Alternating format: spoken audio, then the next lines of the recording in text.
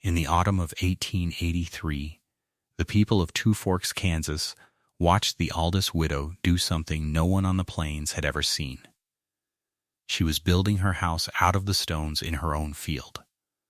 She did it in plain sight, on the low rise east of the creek, where anyone driving the valley road could slow the wagon and look. She had a boy of 11 named Eli, a brown dog named Boone that never left the boy's heel, and a handcart with one squealing wheel. All that summer the three of them went out at first light and came back at dark, and every day the cart carried the same load: stones, round, gray, water-smoothed fieldstones, the kind the plow snagged on and the settlers cursed and dragged to the fence line and left. Marta Aldous did not leave them at the fence line. She hauled them to the rise and set them down in a ring, and then she began to lay them, one course upon another, without a single board of milled lumber, and without one handful of mortar. Her husband had died the spring before. Amos Aldous had gone through the ice on the creek in March, chasing a heifer that had wandered, and the water had taken him before the boy could reach a rope. The town buried him and brought Marta the things people bring, and waited for her to do the sensible thing, which was to sell the quarter section and go back east to whatever family she had. She did not go east. In June she began to build, and by August the whole settlement understood that the widow Aldous had lost more than her husband in that creek. She had, they decided, lost her reason too. Because a house needed a peaked roof. Everyone on the plains knew it as surely as they knew north from south. A house needed sawn rafters and a ridgepole and a good steep pitch to throw off the snow. And it needed straight walls to carry the rafters, and it needed a man to raise it, and Marta Aldous had none of those things and did not seem to want them. What she was raising had no straight walls at all. It curved.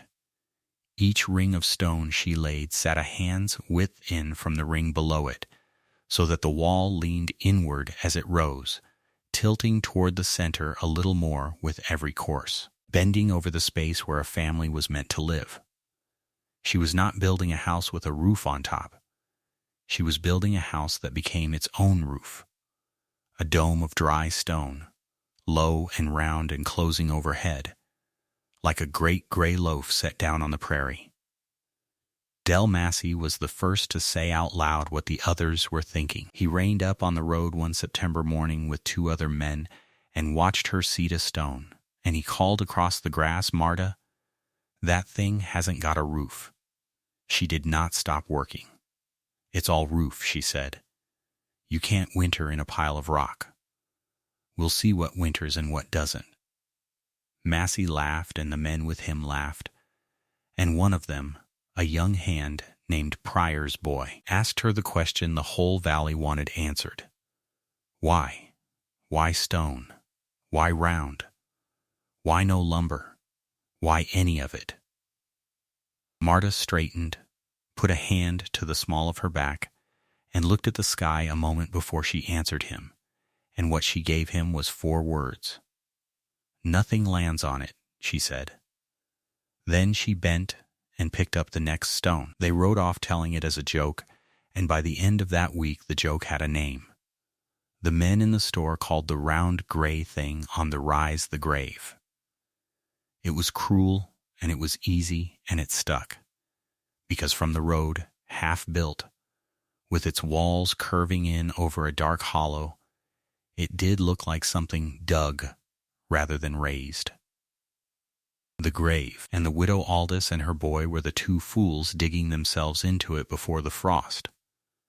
Keep that road, and that gray dome, and that 4-word answer in your mind, because when the ice came to the valley that December, it came for every proud roof in Two Forks, and when it was done, there was exactly 1 roof left standing whole, 1 chimney still smoking over a country of broken houses, and the men who had named it the grave would stand in the wreck of their own homes at dawn and walk the valley road to knock on the low stone door they had laughed at. That is where this goes. But first the summer had to end, and the building had to finish, and the town had to have its fill of laughing. The mockery was not a single cruelty. It was a season of small ones, and it got worse as the walls got higher, because the higher they got, the stranger they looked. Men who would not say a word to a grieving widow's face said plenty to each other on the store porch. Harlan Pryor said it loudest, and Pryor's word carried, because Pryor had the finest house in the valley, and everyone knew it. 2 full stories of sawn pine hauled by rail and freighted 40 miles by wagon, a steep shake roof, glass in every window, a porch that ran the whole front. Pryor had measured his standing in that house for 11 years, and a man who has measured himself in lumber does not like to watch a widow measure herself in fieldstone he would have hauled to the fence. She's roofing herself in with the same rock she ought to be clearing for the plow, Pryor said one evening, and the porch agreed. Come the first hard blow, that heap comes down on the both of them. And then we'll all be out there digging, and it'll be a real grave. Del Massey made it a wager. He was a betting man in a small way, and he put $1 on the store counter and said the round house would not last one hard weather. And 3 men covered it, not because they thought Massey wrong, but because $1 on the counter is a hard thing to leave lying. The bet went into the store's talk, same as the nickname had. Everyone waited on the first hard weather to settle it. She came into the store herself in the first week of November for salt and lamp oil, and the porch talk did not stop when she came up the steps, as talk is supposed to. Harlan Pryor was on the bench by the door, and he did not lower his voice. Widow Aldous, he said, folks are laying money on your house. I heard, she said, and moved past him for the door. $1 says it's down by Christmas. He said it to her back, smiling, playing to the porch behind him. You want in? Might be the last $1 you make off that rock pile. She stopped in the doorway and turned around. What did your house cost you, Mr. Pryor? The porch went quiet. Pryor did not care for the question. Enough, he said. Real money. Sawn pine, freighted in. A house a man's not ashamed of. And what holds the roof up? Rafters hold it up, same as any Christian house. And what holds the rafters up? The walls hold the... He stopped, because he heard where she was walking him and did not care to go there. It's a roof, woman. It's held up however roofs are held up. It's held up against the sky, Marta said. Every day of its life it's holding a weight off the ground, and the first day the sky comes down heavier than your rafters, your roof is in your parlor. Mine isn't holding anything up. Mine already put its weight in the ground, where weight belongs. She looked at the $1 he was still holding out toward her. Keep it. You'll want it for lumber.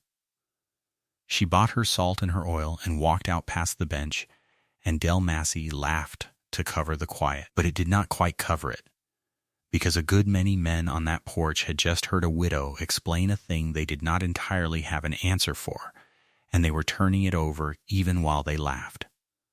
Marta Aldous knew what they called it.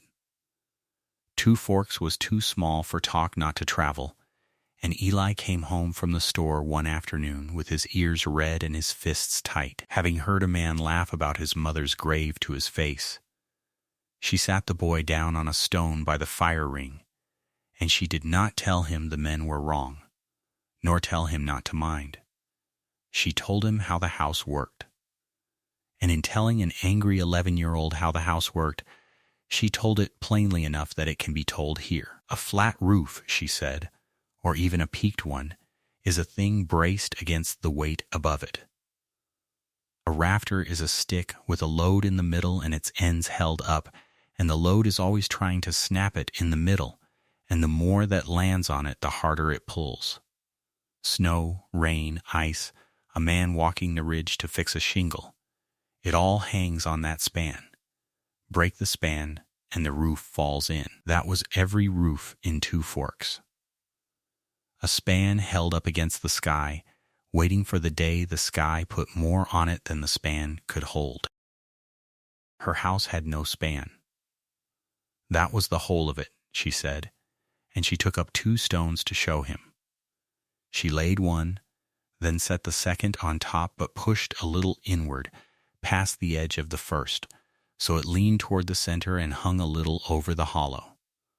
It did not fall, because the weight of the stones behind it pinned its back end down. Lay a whole ring that way, she said.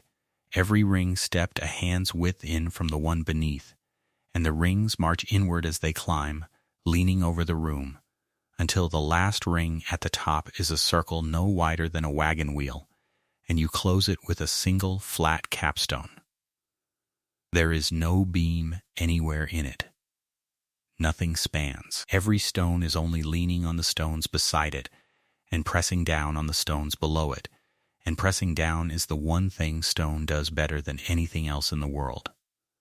You cannot pull a stone apart with your hands, but you can crush a rafter under a winter's ice.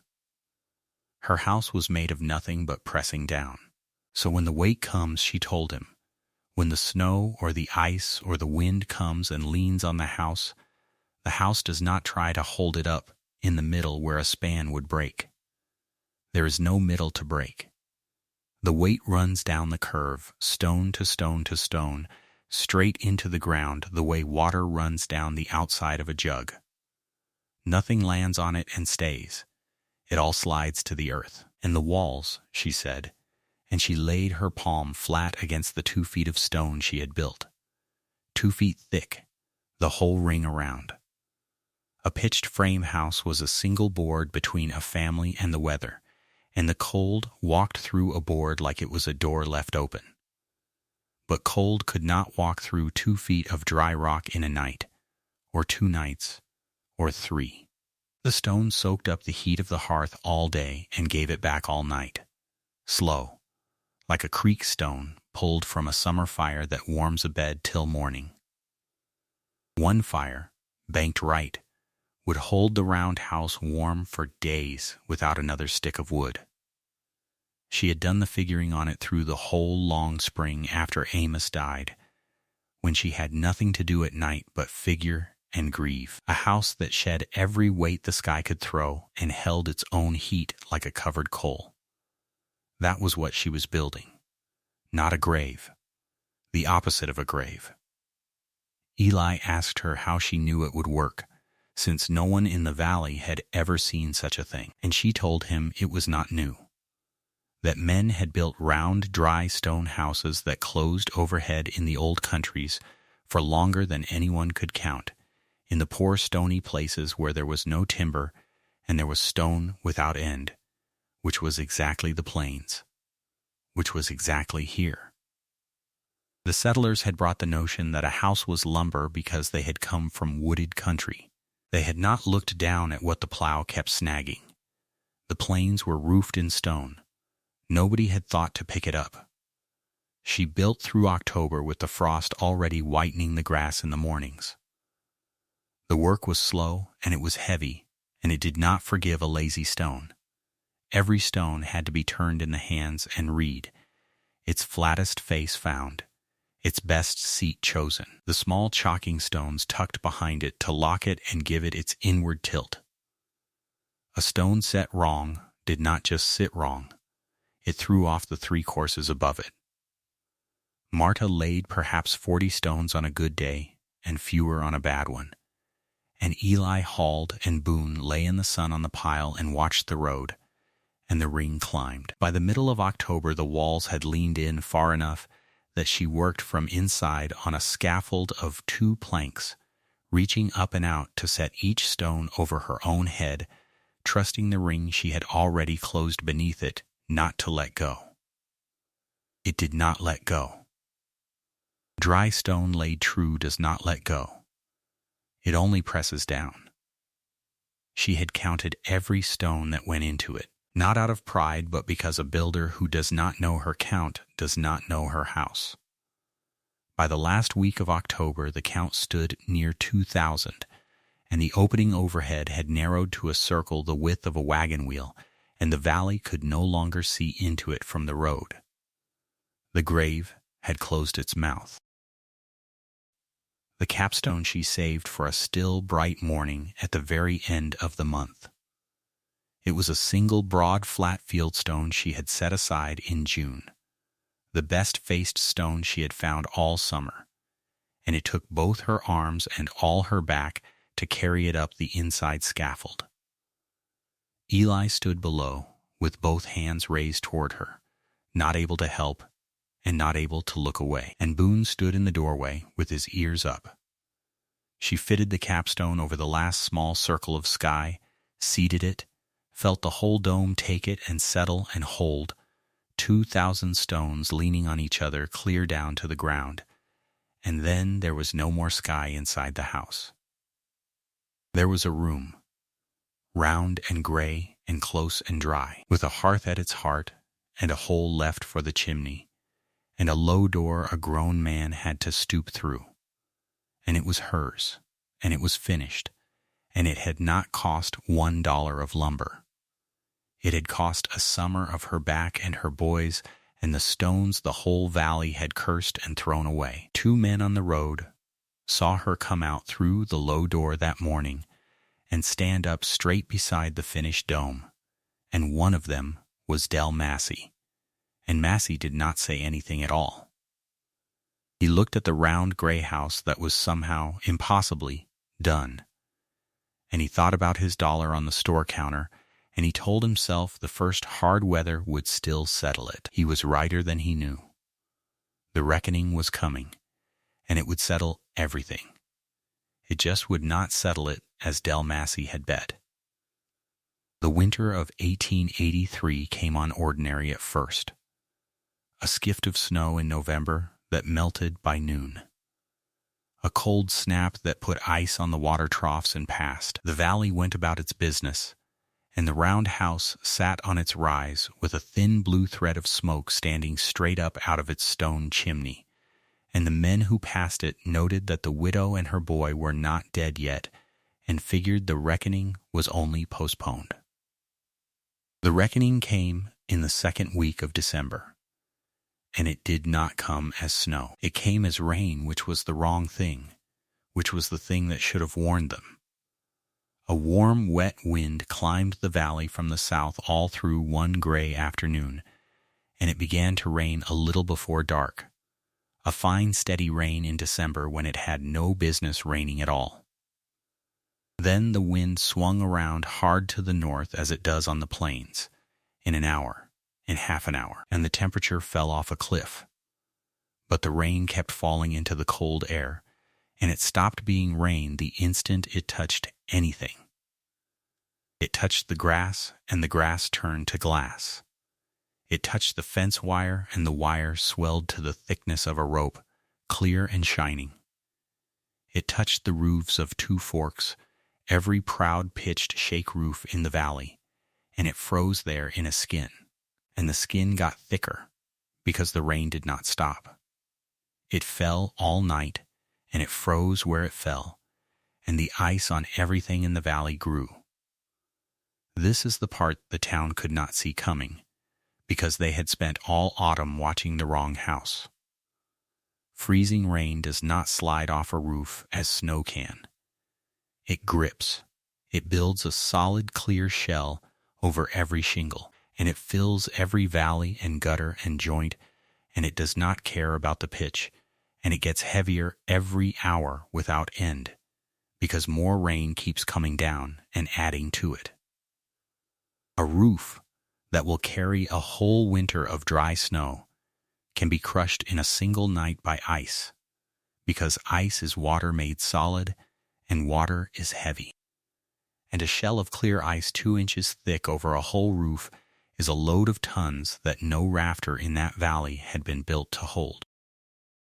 Inside the round stone house, Marta Aldous woke in the deep of that night to the sound of it.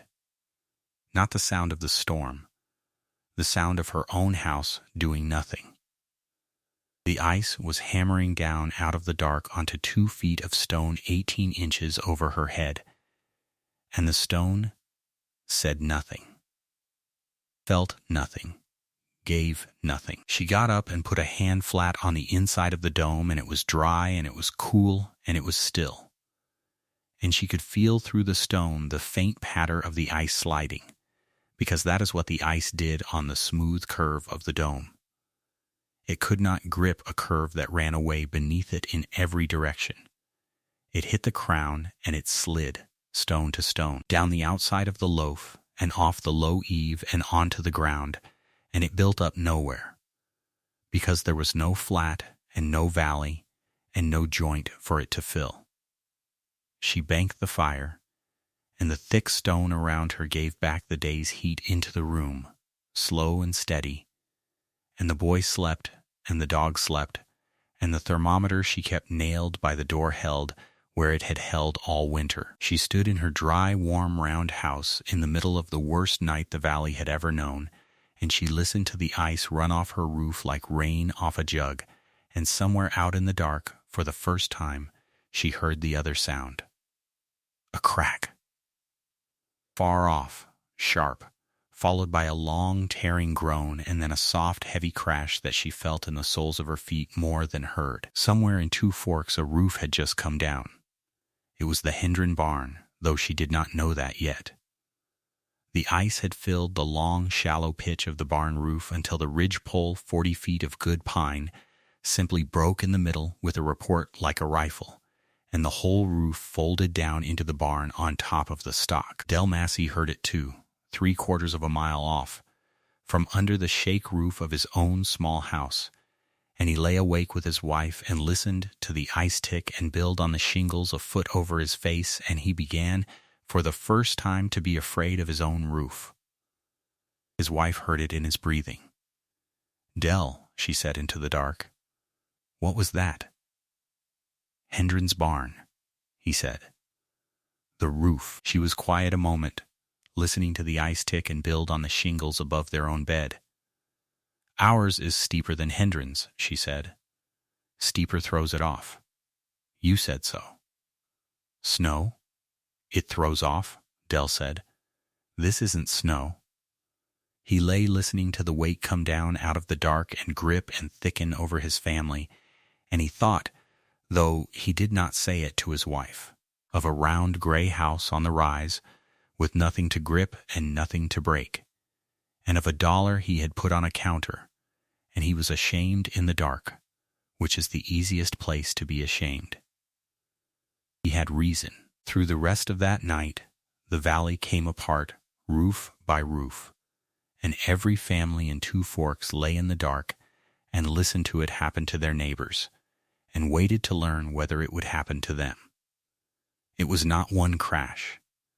It was a slow procession of them, spread across hours, each one a house or a barn or a shed, giving up under a weight it had never been asked to carry. The schoolhouse went a little after midnight, its bell coming down through the ceiling and ringing once, absurdly, when it struck the floor.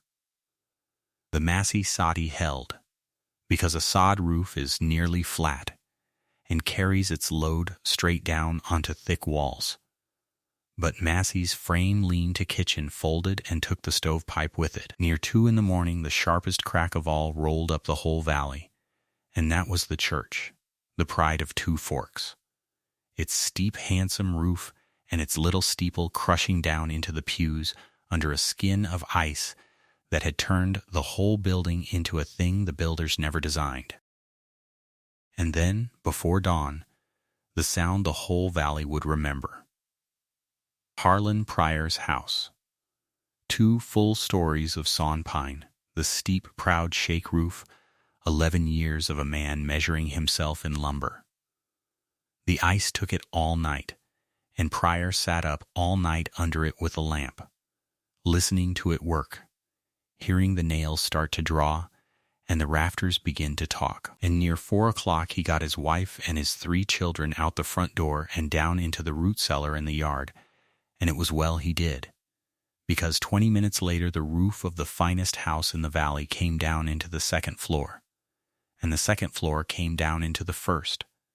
And Harlan Pryor stood in his own yard in the freezing dark holding a lamp and watched the house he had measured himself by fold in on itself and go dark under the ice.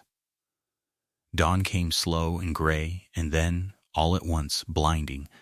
The rain had stopped near morning, and the clouds tore open behind the north wind, and the sun came up over a valley that had turned entirely to glass.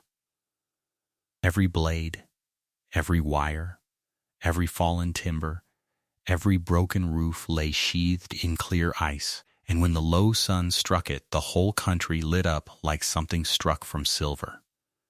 It was the most beautiful thing any of them had ever seen, and it was sitting on top of the ruin of everything they owned. Two Forks crawled out of its cellars and its collapsed houses into that terrible bright morning and stood in the ice and looked at itself. Barns down, the church down, the school down, Pryor's great house down.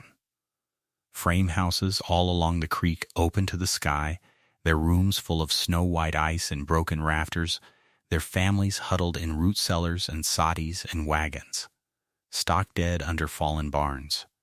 Not a family in the valley with a whole roof over its head. Not one. Except that from the low rise beyond the creek, above the ruin, above the glittering dead trees, there stood one round gray shape the ice had not touched, whole and smooth and dark against the silver, and out of the top of it rose a thin, straight thread of blue wood smoke, standing up calm into the cold, bright air, the only chimney still smoking in the whole valley, the grave still standing. The only thing in Two Forks the ice had not brought down. Del Massey was the first to walk up the road, the same road he had reined up on in September to tell the widow her house had no roof. He walked because his horse was under his fallen barn. He walked up the rise over grass that rang like glass under his boots, and he stopped in front of the low round house with the smoke coming out of it, and he did not know what to say, because there was nothing to say that his own broken house behind him had not already said for him. The low door opened. Marta Aldous stooped out of it and stood up straight in front of her house, the same as she had the morning she set the capstone. And behind her in the dark doorway a boy's face showed, and a brown dog pushed out past her legs into the light. She looked at Del Massey, and she looked down the rise past him at the valley of caved-in roofs shining in the sun, and she said not a word about $1 on a counter, and she did not say a word about a grave. "How many are out?" she asked him. Massey said he didn't rightly know. A lot. Most, the Pryors, were in their cellar. The Hendrons had lost the barn and half the house. The church was gone, and the school was gone, and folks were standing in the road with their children not knowing where to put them out of the cold, and it was not going to warm today, and it might not warm for a week. Marta Aldous stood a moment longer, looking at all of it. Then she stepped back and put her hand on the cold edge of her low stone door and held it open. "Then bring them here," she said. "It's warm inside, and it'll stay warm, and it isn't coming down."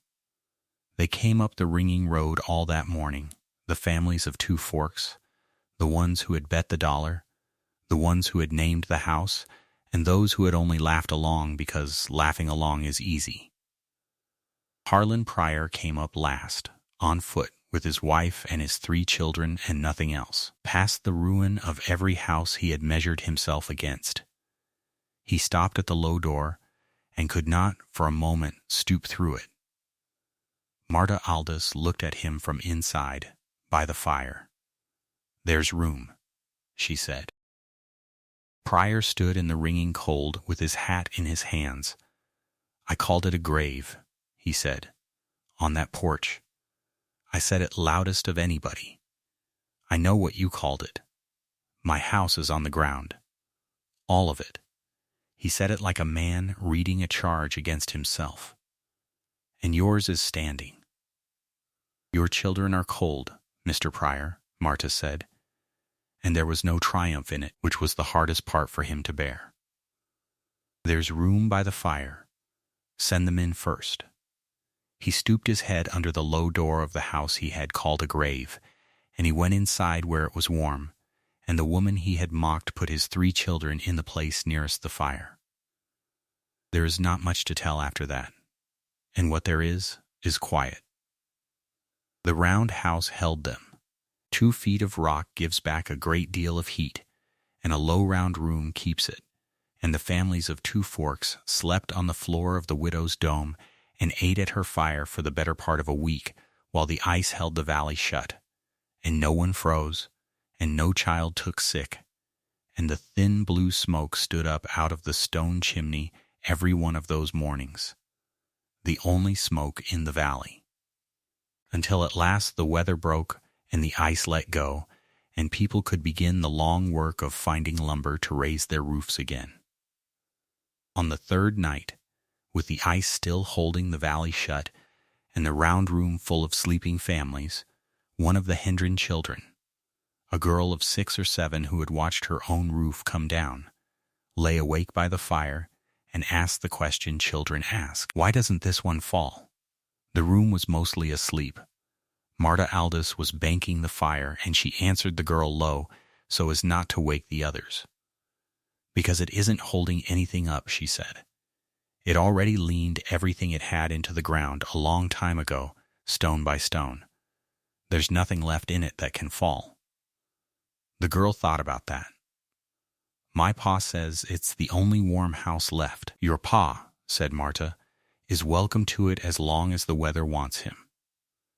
And across the dark room Harlan Pryor, who was not asleep either, and who had heard every word, said nothing at all, because there was nothing a man could say to that which would not sound smaller than the silence. In the morning the girl asked her mother if they could build a house like the widow's, one that could not fall, and her mother told her to hush and eat. But her mother remembered it. A good many of them remembered it, except that some of them did not raise their roofs the old way. By the next autumn there were 3 round houses on the low ground by the creek. Del Massey built the second one. He had lost more than a barn in that ice, and when he came to rebuild, he did not send away for lumber. He walked his own field as he had watched the widow walk hers, and he began to pick up the stones the plow had always snagged on, and he laid them in a ring, and he stepped each ring a hand's width inward, and he built himself a house that was its own roof. Marta Aldous showed him how the courses had to lean, and how to read a stone for its seat, and how to save the best broad stone for the capstone and set it on a still bright morning. The 3rd dome the Hendrens raised, and a 4th was going up when the snow came, and after that no one in Two Forks kept account, because it had stopped being a strange thing and started being just a way people built. Nobody called them graves. That word had died in the ice storm along with a good many roofs, and it was not a word anyone in Two Forks cared to use again, having stood in the wreck of their own proud houses and walked up a ringing road to be let in out of the cold by a widow with a pile of rock. The children who grew up in the round houses did not even know the name had ever been said. They only knew that a stone house was warm in winter and cool in summer and did not burn and did not blow down and did not fall, and that their grandparents, for some reason, got quiet and a little ashamed if you asked them who had built the first one. Marta Aldous lived in her round house the rest of her life, and Eli grew up in it and raised his own children in a stone house he built beside it with his own hands. And Boone lies buried on the rise beside the low door where he used to watch the road. The house is still there. The lumber houses the valley measured its wealth by are 100 years gone to rot and fire and wind, every board of them, and the round grey dome of dry-laid fieldstone, that the whole town swore no one could winter in is still standing on the rise east of the creek, whole and dry, with 2 feet of dry-laid prairie rock between the weather and the room where a widow once kept her boy and half a valley warm. People forgot the laughing. Nobody in Two Forks could have told you, a generation on, exactly who had bet the dollar, or who had made up the cruel name, or who had laughed loudest on the store porch. That all washed out of the valley's memory the way the ice ran off the dome. What they remembered, and what they told their children, and what the children told theirs, was a simpler and a harder thing. When the sky came down on Two Forks and took every roof it could reach, there was one roof it could not take, and it belonged to the woman they had laughed at.